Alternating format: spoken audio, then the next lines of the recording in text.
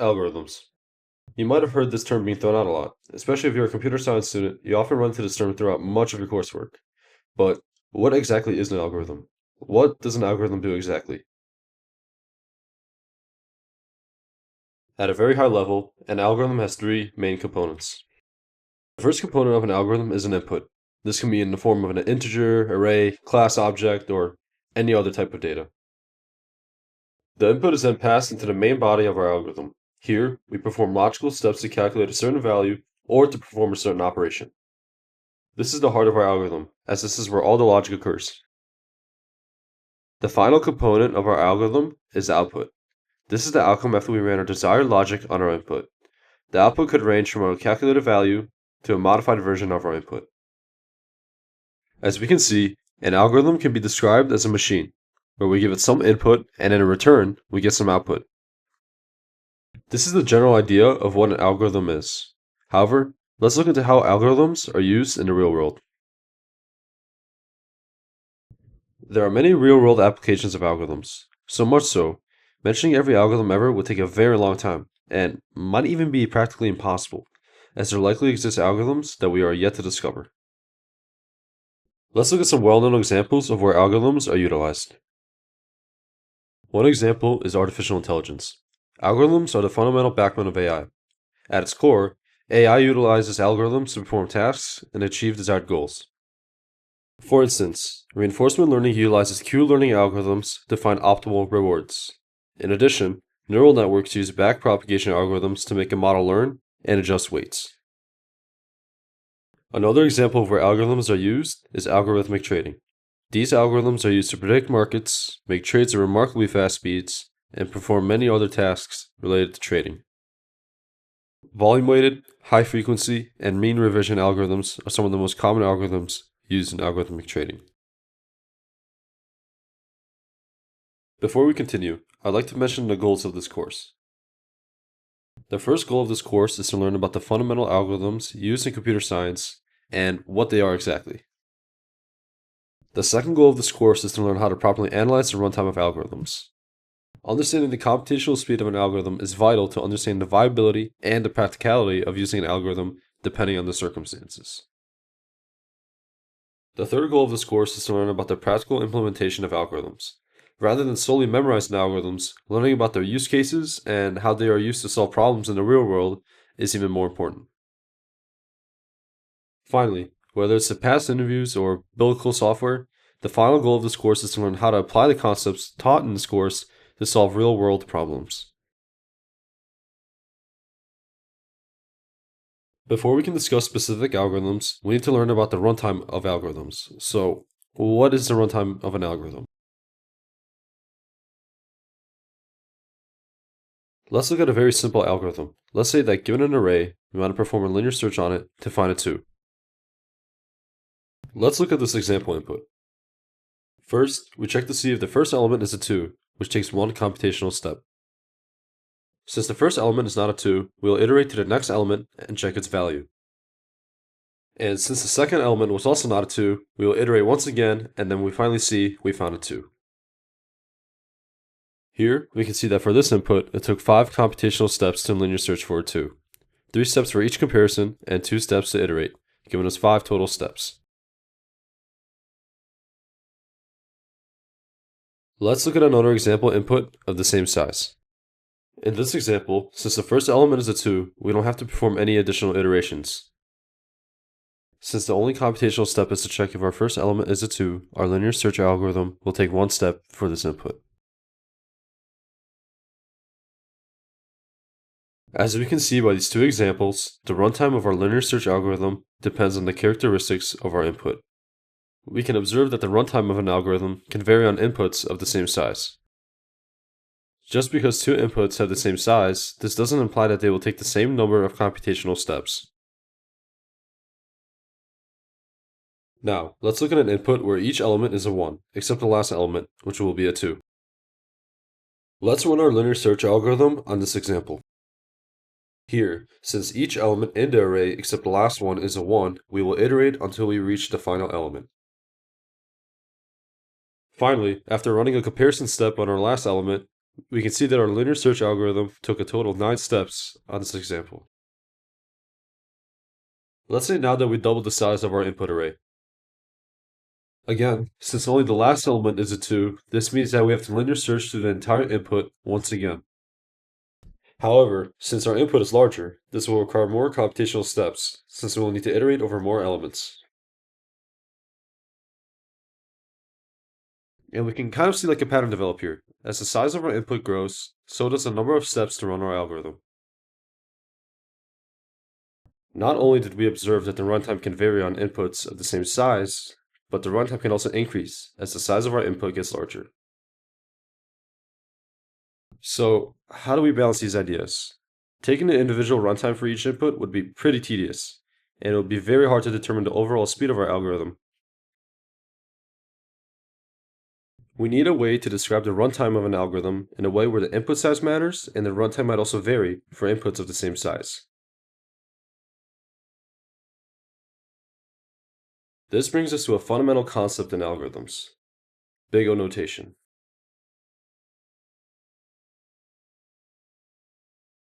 By definition, for any given functions f of n and g of n, we say that f of n is big O of g of n if there exist two constants, c and n naught, where for all values n greater than n naught, f of n is less than or equal to c times g of n.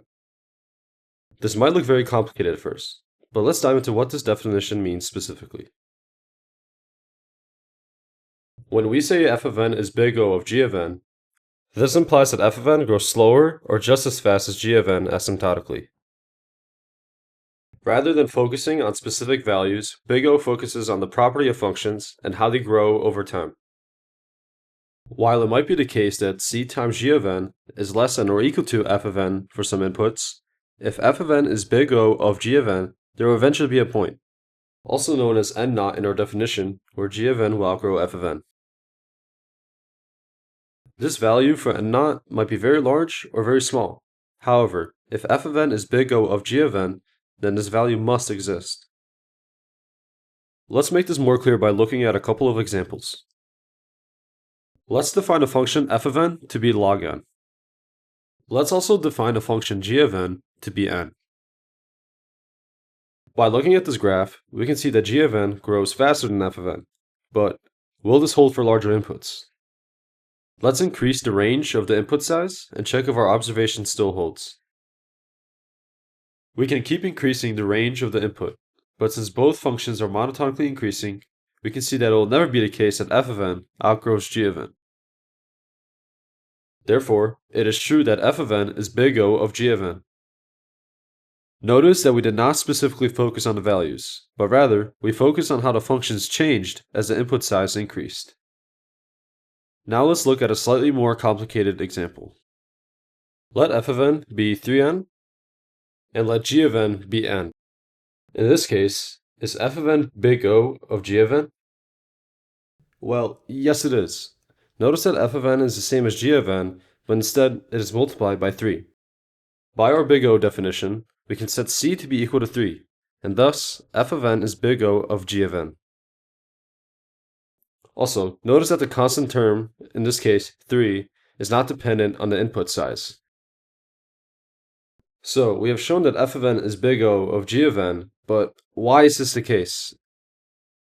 It might seem that f of n grows faster than g of n, due to it having a larger slope. But this is not necessarily true when talking about big O. Recall that big O focuses on the asymptotics of functions, rather than the specific values. In this case, both f of n and g of n are linear functions, and therefore, they both grow linearly with regards to asymptotics. Let's look at one more example, but this time, our function will have multiple terms. Let's say f of n now equals n squared plus n plus 1. Is f of n big O of n squared? We have 3 terms in f of n, but which one has the greatest impact on our runtime? Since f of n is quadratic, the term with the most impact on the runtime, or the dominating term, is n squared. Since the dominating term in f of n is quadratic, this implies that asymptotically, f of n grows quadratically. Therefore, f of n is big O of n squared. Now, I want you to notice the correlation. If I were teaching math and I asked you what kind of function f of n is, most of you would say it's quadratic. And you would be correct in saying so. But more importantly, your likely reasoning for saying f of n is quadratic is mentioning how the function has a quadratic factor, in this case, n squared. The same thing applies to big O. Since our function only consists of one variable, in this case n, we don't say big O of n squared plus some extra terms, but rather, we focus on the dominating term itself. And this leads us to a fundamental intuition of big O. We define big O to be the upper bound of our runtime. Equivalently, this is the same thing as saying what is the runtime of our algorithm in the worst case. We know that if our algorithm in the worst case has a particular runtime, then any other input would take just as much time or less. For example, in our linear search algorithm, in the worst case, we would have to linear search the entire array. And since the array has a size of n, this implies that our linear search algorithm runs in big O of n time. Let's talk about some common big O bounds, starting from the fastest bounds to the slowest bounds. Our fastest bound is the constant bound. This implies that regardless of the input size, our algorithm will run in the same amount of time. The input size could be 0 or 10 trillion. It doesn't matter. The size of the input will have no impact on our algorithm's runtime. Next, we have the log bound. This bound grows faster than a constant bound, but is still considered to be very efficient. You might also be wondering if the base of the log function affects its runtime. We will touch on this shortly. Next, we have the linear bound. This bound is relatively common, as it implies that we have to process the entire input plus or minus some constant amount. Then, we have the n log n bound. This is the fastest bound we have with regards to sorting, which we will discuss later in the future. Then, we have the polynomial bound, where the degree is greater than or equal to 2. Although they are more efficient than exponential algorithms, depending on the input size, they can be pretty fast or pretty slow. Next, we have the exponential bound. This is the runtime of many brute force algorithms and are relatively inefficient, especially for larger inputs. Finally, we have the factorial bound. This bound often involves getting permutations or combinations, and unless the inputs are very small, algorithms with a factorial runtime are considered to be very inefficient. Although these are not all the possible bounds that an algorithm might have, these are the most common, and probably the only bounds you'll see in the real world. Most algorithms will have a runtime as one of these bounds. Now that we covered what big O is and some of the most common bounds an algorithm might have, I want to touch on one important detail. And that is, does the base of a log function matter with regards to big O? Let's look at this more closely. Let's define a function f of n. We'll set this to be log base a of n. Let's also define another function g of n. We will set this to be log base b of n. Let's try to show that g of n is big O of f of n. You might have heard about the change of base formula from your algebra class in high school.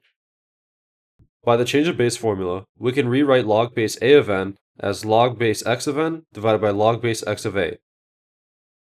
With regards to x, it can be any valid number. It doesn't really matter what the value of x is here. Now, if we can eliminate the log base x of a in the denominator and replace it with log base x of b, then this will give us log base b of n. Now, I want you to look closely at the second factor. Notice that it does not involve our input variable n, and thus it is constant relative to our input size. Let's define this constant factor as c, and we will place c to be first in our expression instead. Finally, by the change of base formula, log base x of n divided by log base x of a is simply just log base a of n. Now this expression might look very familiar to something that we've seen before. This is almost identical to the formal definition of big O that we gave earlier. In this case, however, instead of a less than or equal to sign, we just have an equal sign. Recall that if two numbers are equal to each other, then they're also less than or equal to each other, and thus log base b of n is big O of log base a of n. As a side note, if you wanted to show that f of n is big O of g of n, then you would just follow the same process that we just showed, just with different values. I would like to also touch on one more subject, and that is the other types of bounds in Big O notation. We talked about the main bound that is discussed when analyzing the runtime of an algorithm, and that is Big O. Although this is the most common bound used when discussing runtime, there are other bounds that exist as well. First, we have little o. If a function f of n is little o of g of n, then it must grow strictly less than g of n asymptotically. This can also be viewed as a strict upper bound on the runtime of an algorithm. F of n must run faster than g of n in all cases. For example, log n is little o of n. We know this is true since log functions grow slower than linear functions. As another example, we know that n is not little o of n, since they both grow the same asymptotically. Next, we have big omega. This bound is the opposite of big O. Rather than being an upper bound, big omega is a lower bound of the runtime of an algorithm. Unlike big O, where we consider big O to be the upper bound of the runtime, big omega can be thought of as the runtime of the algorithm in the best case, or the lower bound. For instance, n is big omega of log n, since we know that n grows asymptotically faster than log n. Another example is log n, which is not big omega of 2n. We know this to be the case, since log n grows slower than 2 to the n. Similar to how we have little o, or the strict upper bound of the runtime of an algorithm, we also have a strict lower bound. We call this bound little omega. This implies that f of n must grow strictly greater than g of n asymptotically. Take for instance n squared, which is little omega of n. We know this to be the case, since n squared grows strictly greater than n. As another example, n is not little omega of n, since they both grow the same asymptotically. The last bound that we will discuss is big theta. We won't talk about this bound too much, but a function f of n is big theta of g of n if both f of n and g of n both grow the same asymptotically. As an example, n squared is big theta of n squared, since they are both the same function and grow the same asymptotically. Finally, as another example, n squared is not big theta of n, since they do not grow the same asymptotically. These are all the bounds that we are going to discuss. Although we will mainly be using big O when talking about runtime, it is good to know the other types of bounds that exist for reference. This concludes today's topic on what algorithms are and the important concept of big O notation. In the next video, we will discuss our first class of algorithms, along with a very important theorem to calculate their runtime. I hope you learned a lot in this video. If you enjoyed this video, please consider subscribing to make sure you are notified when more content is released.